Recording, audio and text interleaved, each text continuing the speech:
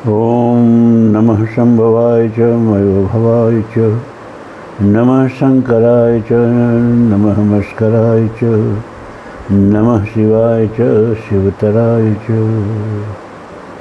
यस्यांके च विभाति भूधरसुता देवापगामस्तके भाले बालविधुर्गले च गरलं यस्योर्हशिव्यालराट् सोऽयं भूतविभूषणः सुरवरः सर्वाधिपः सर्वदा सर्वः सर्वगतः शिवः श्रीशङ्करः पातु माम्।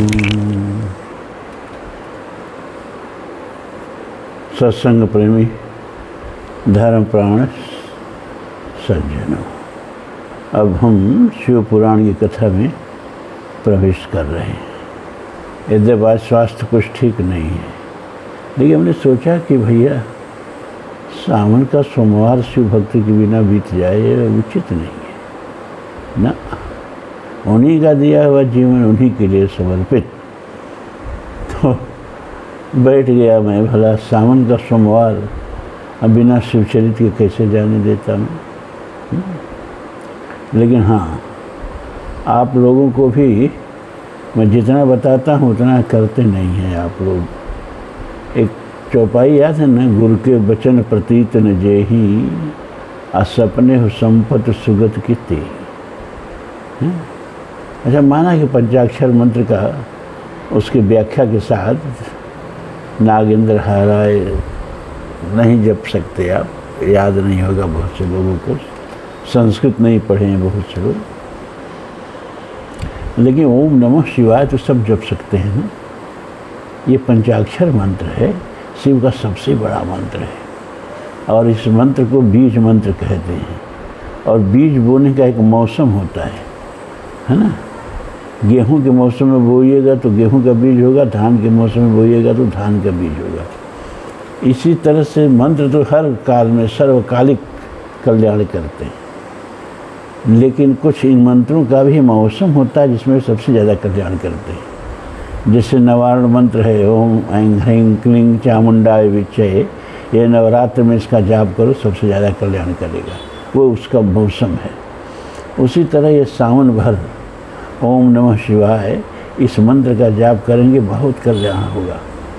अब कल्याण का मतलब लोग तत्क्षण कल्याण चाहते हैं, है ना। अरे भैया, गेहूँ बोते हो, फसल बोते हो तो 3 महीना इंतज़ार करते हो कि नहीं करते हो? 3-4 महीना इंतज़ार करते हो तब न फल घर में आता है। अब मंत्र पढ़ोगे तुरंत कल्याण होगा, ऐसा नहीं है। ये तो हो सकता है अगले जन्म में कल्याण हो। गीता में भगवान क्या कहते हैं? नेहा विक्रमनाशो अस्ति प्रत्यवायो न विद्यते स्वल्पमस्य धर्मस्य त्राहिते महतो भयात्। ये जो शुरू कर दिया ना, सद जप, उपासना, पूजा पाठ, तो ये बीज कभी नष्ट नहीं होता है। अगर इस जन्म में फल न दे, अगले जन्म में फल जरूर देता है, और कम से कम इसका उल्टा फल तो कभी मिलता नहीं। जब होगा तो कल्याण होगा, है? और थोड़ा सा भी अगर सत्कर्म, पूजा पाठ, भजन किए ना, तो बहुत बड़ी भय से, संकट से ये दूर कर सकता है। तो तात्कालिक लाभ के चक्कर में नहीं पड़ना चाहिए। आप सबसे पहली बात कि जीवन में सुख है, दुख है, ठीक है। ये कहाँ से आया है? अपने ही कर्मों से आया है। इसको कर्म विपाक कहते हैं। विपाक माने होता है रोग। अपने किए गए कर्मों का ये रोग है जो हम भोगते हैं।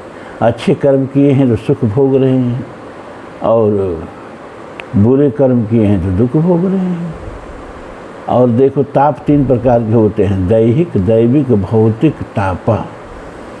दैहिक जो शरीर के अपने रोग हैं, जैसे हमको मान लीजिए कैंसर हो गया, तो लाख जाप करें, जाप से कैंसर दूर नहीं होगा, इसकी दवा करनी होगी। कोई भी शारीरिक रोग हो गया तो आप पूजा पाठ कुछ भी करें, जी नहीं, ये दैहिक रोग है तो ये डॉक्टर से ही दूर होगा, वैद्य के ही जाके दूर होगा। पूजा पाठ करने से किसी का ना दूर हुआ है ना दूर होगा। एक होता है भौतिक ताप, भौतिक ताप का मतलब बाढ़ आ गई। अब हम रोज़ सुबह शाम गीता पढ़ते हैं, घर में पुस्तकालय भरा है धर्म ग्रंथों का, लेकिन जब बाढ़ का पानी एक नास्तिक के घर में घुसेगा तो मेरे भी घर में घुसेगा, और जितना नुकसान वहाँ करेगा उतना ही नुकसान मेरे यहाँ करेगा। जब आग लगेगी तो जैसे नास्तिक के घर जलाएगा वैसे ही आस्तिक का भी घर जलाएगा। इसको कहते हैं भौतिक, और एक होता है दैविक। अब अगर दैविक कोई रोग है तो वो आपका तीर्थ व्रत उपासना से कटेगा, इतना आप जान लो। तो जिस तरह का रोग है उस तरह के उसके शमन का उपाय भी है। अब घर में आग लगी और आप लग जाओ महामृत्युंजय मंत्र जप नहीं तो कुछ नहीं होगा। अब आपको अग्निशमन को फ़ोन कर, क्या फायर ब्रिगेड को फ़ोन करना पड़ेगा, वहीं आके आग बुझाएगा, या लोग आकर के बाल्टी बाल्टी आग बुझाएंगे। तो हर 3 प्रकार के रोग हैं, तीनों प्रकार के रोगों के 3 प्रकार की दवा है।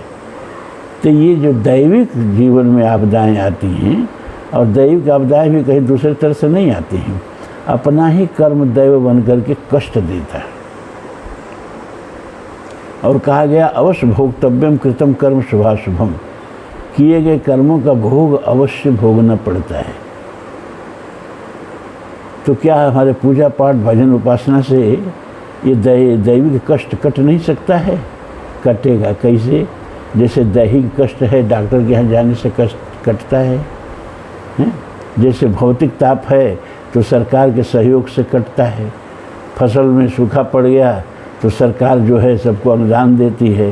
घर जल गया सरकार फायर ब्रिगेड भेजती है, मुआवजा देती है, हैं?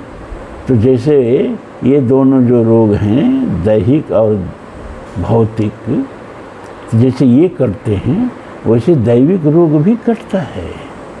उसकी दवा यही है भजन उपासना।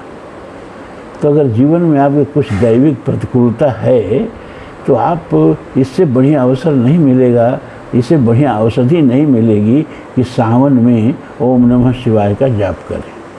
और जाप करने के लिए माला जरूरी नहीं है, बहुत से लोग माला के अभ्यस्त नहीं है। बहुत से लोग रोज़ माला जपते हैं, हमको पता है, और बहुत से लोग माला के अभ्यस्त नहीं हैं। वो सोचते हम कैसे जपेंगे। अरे भैया, घड़ी देख के सबके घर में आजकल घड़ी है, मोबाइल है, 5 मिनट का समय देख के ओम नमः शिवाय ओम नमः शिवाय ओम नमः शिवाय बिना माला के 5 मिनट करो, और विश्वास करो कि दैविक जो जीवन में विपत्तियां संकलित हैं उनमें लाभ होगा।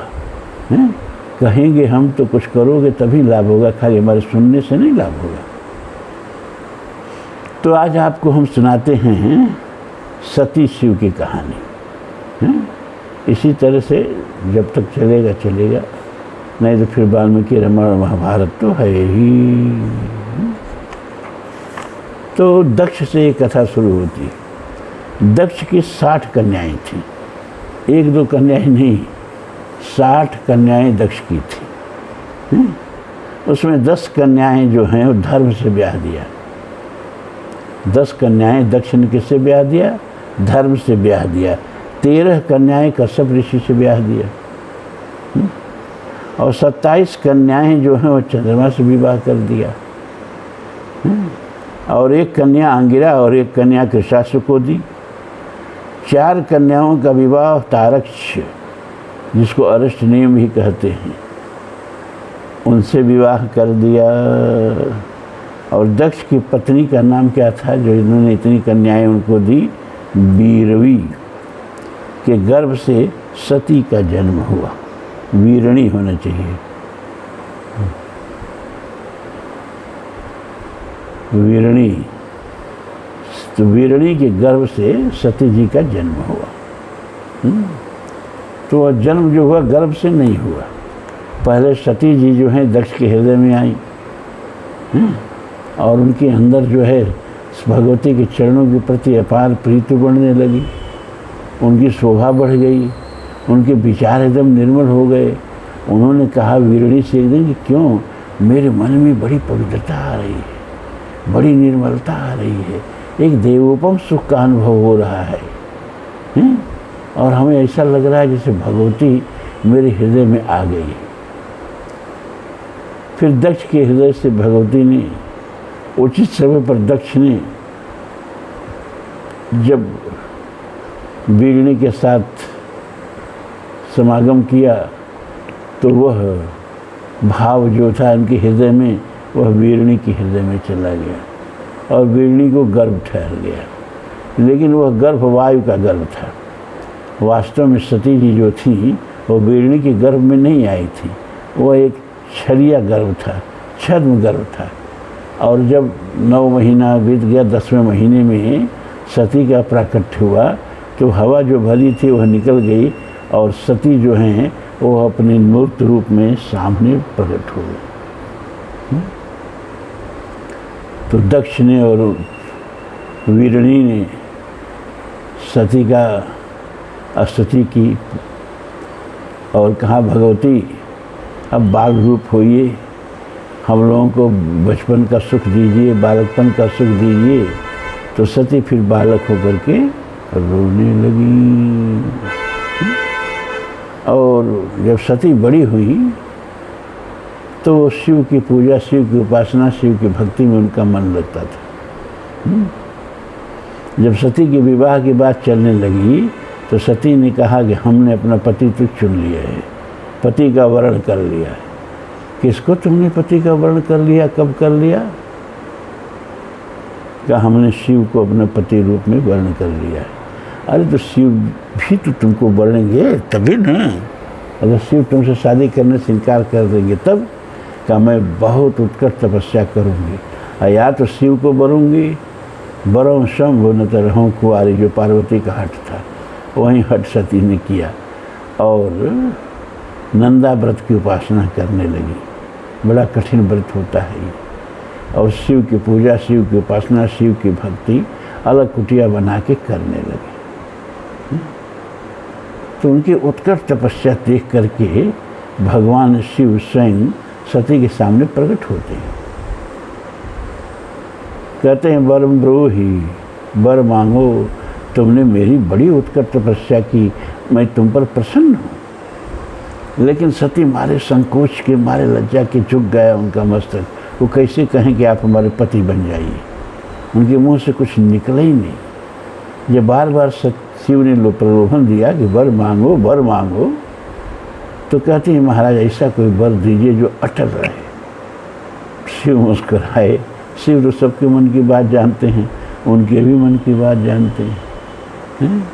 3 उनके नेत्र जो हैं, इन तीनों नेत्र से किसी का कुछ नहीं छुपा है। एक नेत्र है चंद्रार्घ वैश्वानर लोचनाय, एक नेत्र है चंद्रमा, चंद्रमा माने मन का देवता, सबका मन उनका एक नेत्र है। उस नेत्र से सबके मन की बात जानते हैं। दूसरा नेत्र है सूर्य, अर्क, सूर्य है बुद्धि का देवता, सबकी बुद्धि जो है उनका नेत्र है। सबकी बुद्धि में क्या पक रहा है भगवान शिव जानते हैं, सबकी, पूरे ब्रह्मांड की बात मैं कर रहा हूँ। और वैश्वानर, अग्नि, तीसरा नेत्र है। अग्नि वै प्राण, अग्नि को ही ब्राह्मण ग्रंथों में प्राण कहा गया है और प्राण को ही अग्नि कहा गया है। यानी सबका प्राण जो है उनका तीसरा नेत्र है। और कोई भी कर्म आप करेंगे तो प्राण से ही करेंगे। तो प्राण से किया हुआ कर्म, मन से किया हुआ कर्म, बुद्धि से किया हुआ कर्म,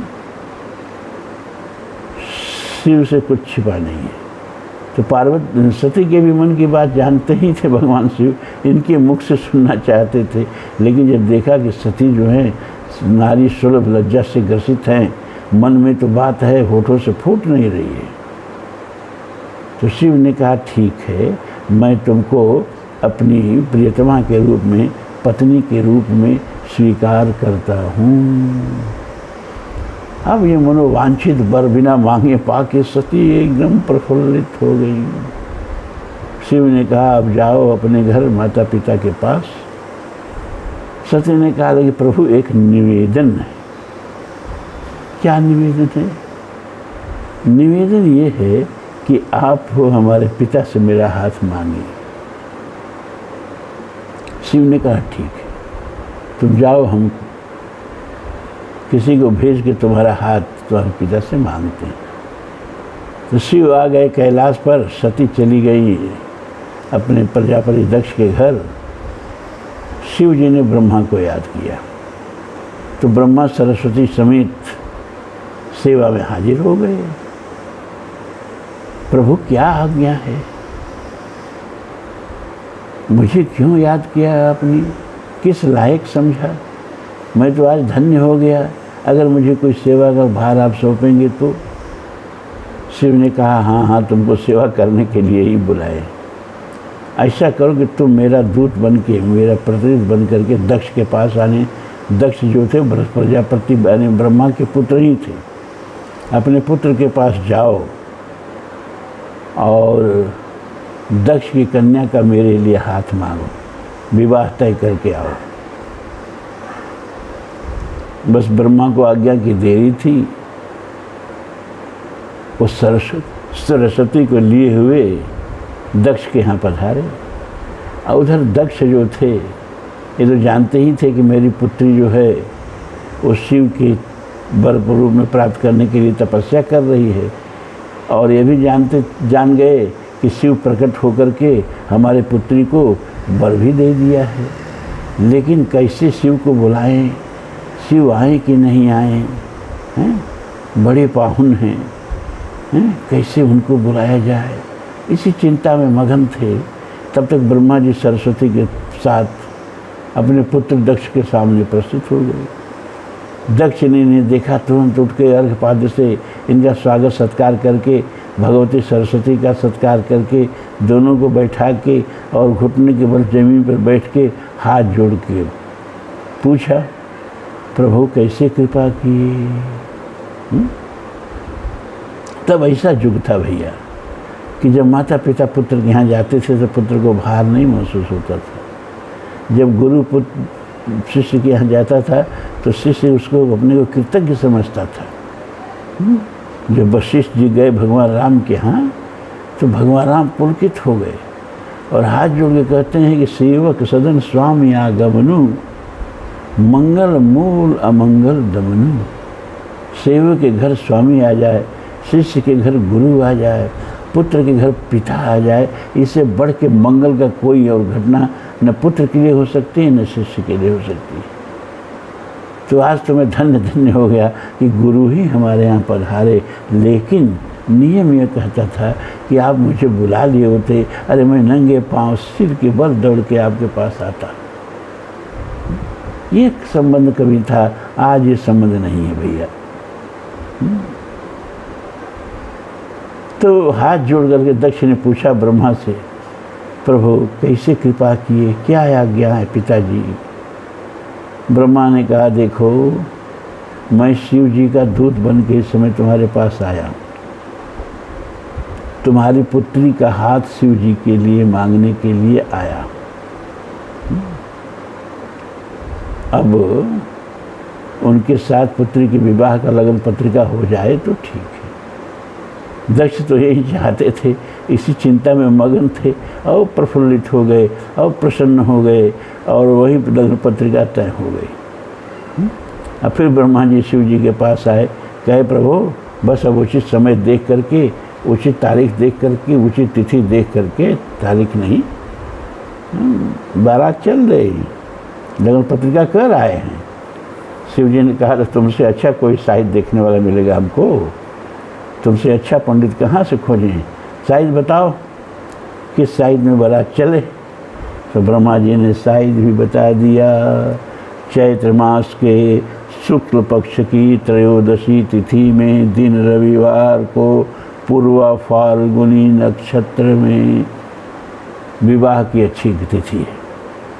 बस तिथि भी तय हो गई और सारे बाराती लोग भी आमंत्रित कर दिए गए।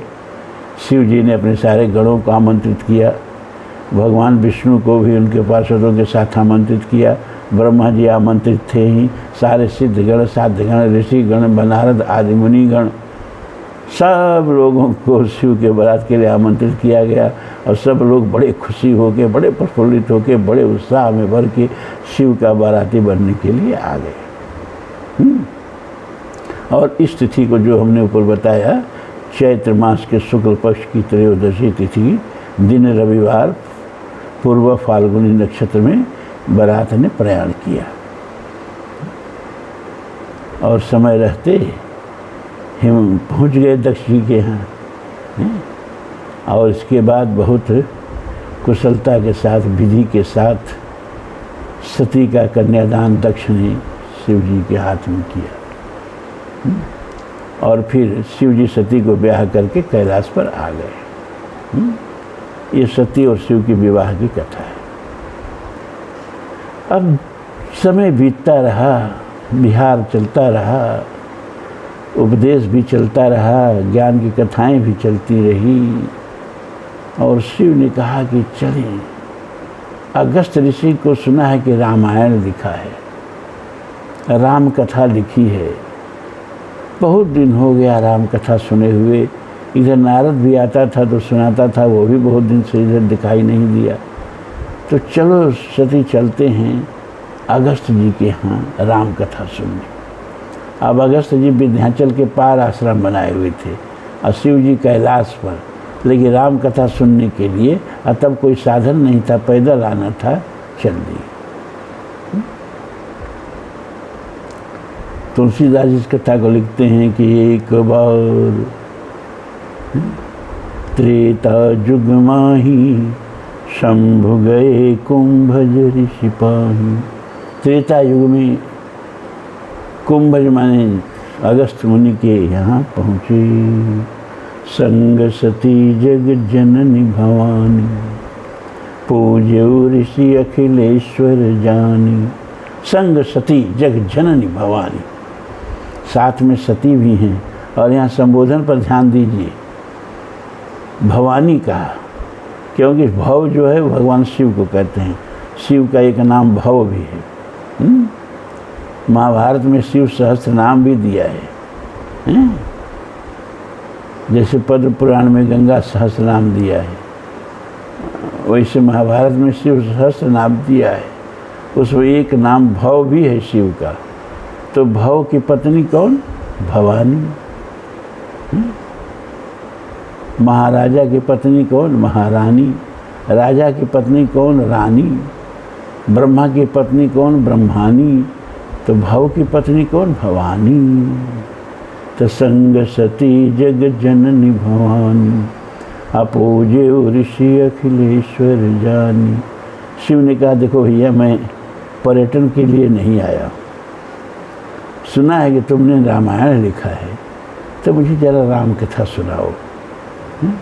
बहुत दिन हो गया, मेरे कानों में अमृत घोल दो, चला भगवान के भक्ति का अमृत हमारे कानों में उड़ेल दो, मेरे कान पवित्र हो जाए। चलो हमें राम कथा सुनाओ। तो राम कथा मुनिवर जो बखानी। मुनिवर्ज माने, वर्ज माने श्रेष्ठ, मुनिवर्ज माने मुनियों में श्रेष्ठ। सुनिय महेश परम सुख मानी। परम आनंदित होकर, पुलकित होकर के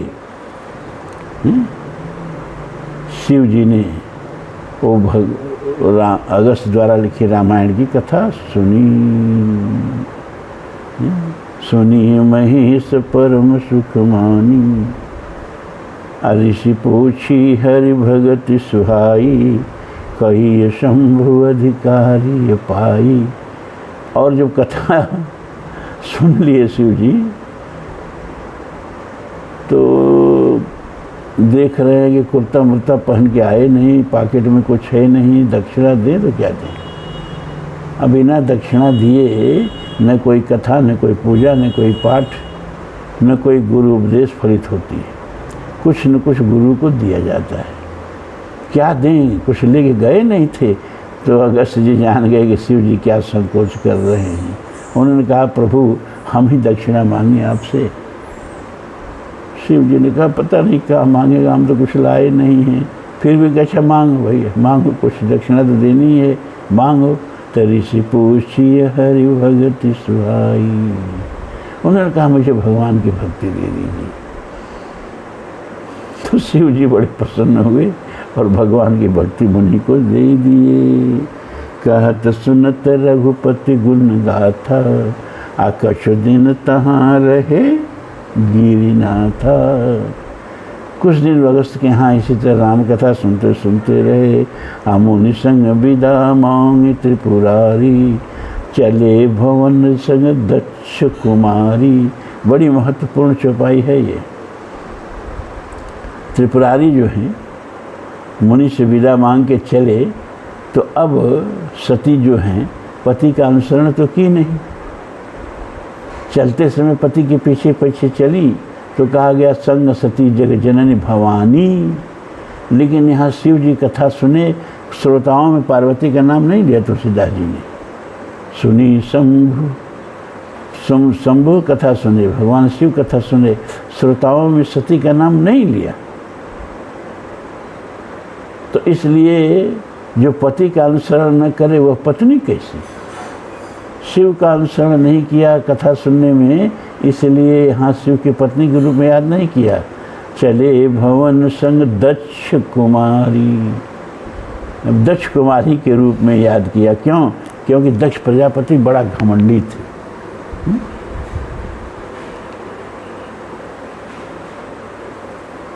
बड़ा गर्व था, क्योंकि उनको प्रजापति बना दिया गया था। दक्ष प्रजेश भय तहि काला। तो घमंडी पिता का घमंडी पुत्री। उन्होंने सोचा कि हम शिव जी की पत्नी हो के साधारण मुनि की कथा सुने। अभी शिव जी के चरणों पर ही लौट रहे थे और अभी इनकी कथा हम सुने। तो जब वो कथा सुनाने लगे तो इनका मन दूसरी जगह लगने लगा। इसलिए चले चले संग, चले भवन संग दक्ष कुमारी। अब रास्ते में एक घटना घट जाती है। घटना ये घट जाती है कि ते ही समय जाए 10 सीसा। उसी समय रावण जो है जाकर सीता जी का हरण कर लेता है और भगवान बिरही की तरह व्याकुल होकर हाथ सीते कहते हुए दंडकारण्य में घूम रहे हैं। और शिव जी उस समय देख लिए भगवान को। लेकिन कुछ समय जान न कीन चिन्हारी। सोचे इस समय जाना ठीक नहीं है, प्रभु नरलीला कर रहे हैं। और जब इनको हम प्रणाम करेंगे और लोग देख लेंगे तो सोचेंगे अरे भाई, एक तरफ तो औरत के लिए छाती पीट रहे हैं, दूसरी तरफ शिव जी इनको प्रणाम कर रहे हैं, तो भगवान की लीला का पोल खुल जाएगा। तो दूर से प्रणाम किए।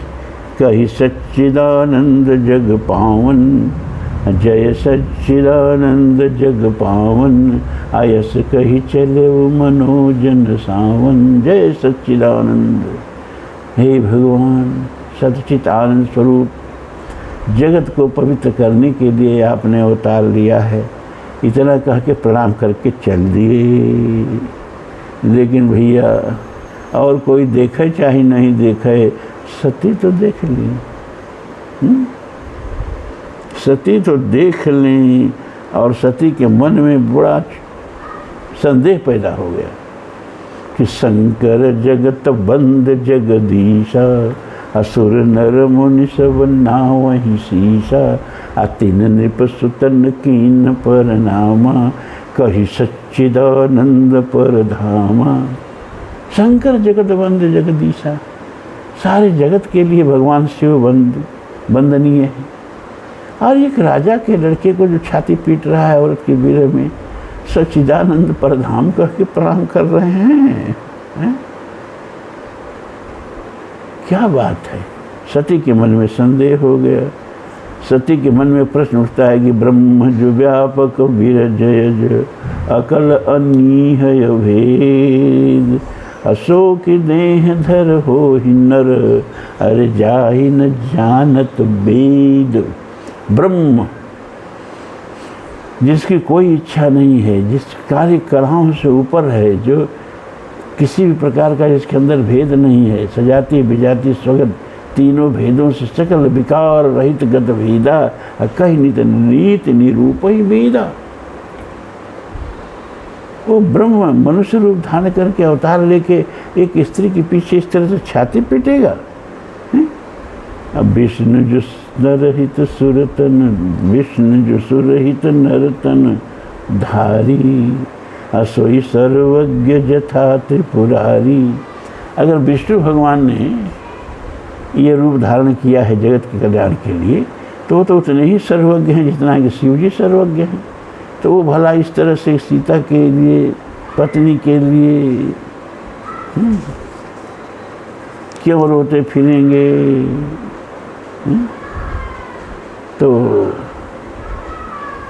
सती कुछ प्रकट नहीं कही, लेकिन शिव जी अंतर्यामी सब जान गए। तो शिव जी ने कहा, देखो भैया पार्वती, तुम्हारे मन में संदेह हो गया है, तो तुम जाके परीक्षा क्या ही नहीं ले रही हो? तब तक मैं बट वृक्ष के नीचे बैठ रहा हूँ, और जैसे तुम्हारे मन में संतोष हो उस तरह से जाकर के परीक्षा लेकर देख लो। तो सती चल दी परीक्षा लेने के लिए। चली सती शिव आय सुख पाई, करई विचार करऊँ का भाई। अब सोच रहे कैसे परीक्षा लें, क्या करें। उन्होंने कहा चलो सीता का रूप धारण कर लेते और आगे जाके रास्ते में बैठ जाते हैं, और अगर ये विष्णु के अवतार होंगे तब तो पहचान लेंगे, और विष्णु के अवतार नहीं होंगे तो बारे प्रफुल्लित हो जाएगी, हमने सीता को पा लिया, सीता को पा लिया। तो सीता का रूप धारण करके रास्ते में आगे जाके बैठ गई। भगवान ने देखा सती को सीता का रूप धरे तो मन में मुस्कुराए और हाथ जोड़ के पूछे, हे माँ, हे भगवती, विपिन इस वन में अकेले क्यों घूम रही हैं? और वृषकेतु भगवान शिव कहाँ हैं? कौन कहाँ? बताओ कि वृषकेतु कहाँ हैं? अरे विपिन अकेल फिर कहीं हेतु। तो सती जी तो सन्न हो गई, अरे तो सचमुच विष्णु के अवतार हैं, इन्होंने तो मेरे कपट को पकड़ लिया है? तो बहुत मन में दुखी हुई। भगवान राम ने उनको थोड़ा अपना प्रभाव भी दिखला दिया। क्या दिखा दिया? कि जाना राम सती दुख पावा, अनिज प्रभाव कछु प्रकट दिखावा। तो क्या प्रभाव दिखाते हैं? कि सीता सती दीख मग कौतुक जाता, आगे राम सहित श्री भ्राता। देख रहे हैं कि राम, सीता और लक्ष्मण तीनों जा रहे हैं। जिस सीता को अभी खोज रहे थे वो सीता साथ साथ चल रही हैं। अब फिर चितवा पाछे प्रभु देखा, सहित बंधु सिय सुंदर वेशा। पीछे देखते तो पीछे भी राम लक्ष्मण सीता चल रहे। अजह चित वहीं तह प्रभु आसीना, से वहीं सिद्ध मुनीश प्रवीणा। देखे शिव विधु विष्णु अनेका, अमित प्रभाव एक ते एका। बंदत चरण करत प्रभु सेवा, अभिविधि भांति देखे सब देवा। सती विधाती इंद्र, देखी अमित अनूप। अजहि जहि भेष अनादि सुर, तेहि तेहि तनयन रूप।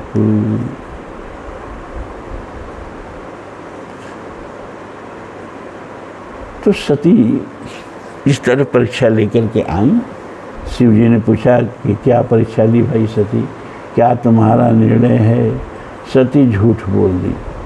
कछु न परीक्षा लीन गोसाई, अरे कीन प्रणाम तुम्हारी नाई। कोई परीक्षा नहीं लिया प्रभु, आप ही की तरह प्रणाम किया। अतव शंकर देखे उधर ध्याना, सती जो कीन मर्म सब जाना।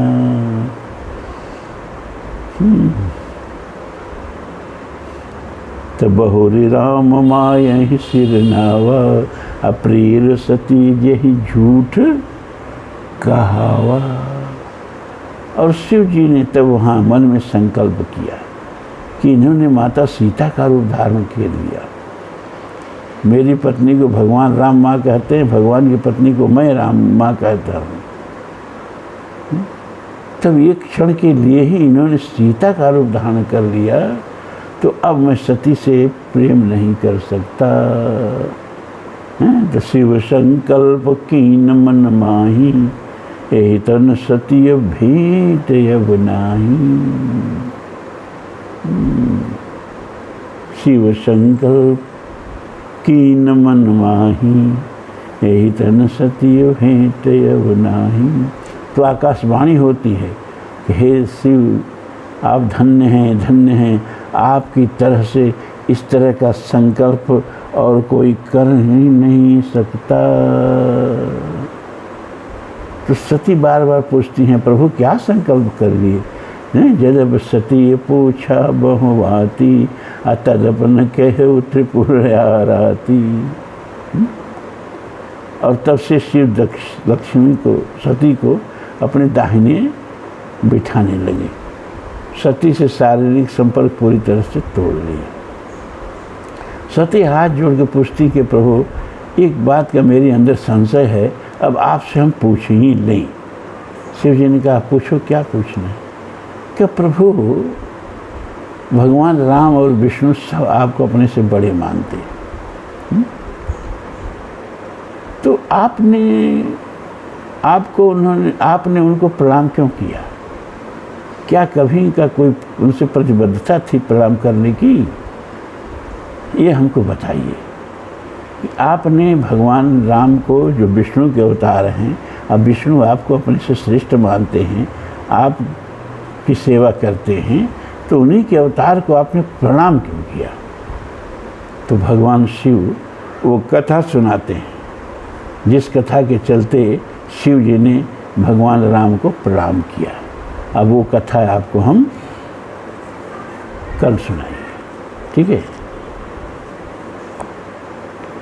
अगर स्वास्थ्य सही रहा तो।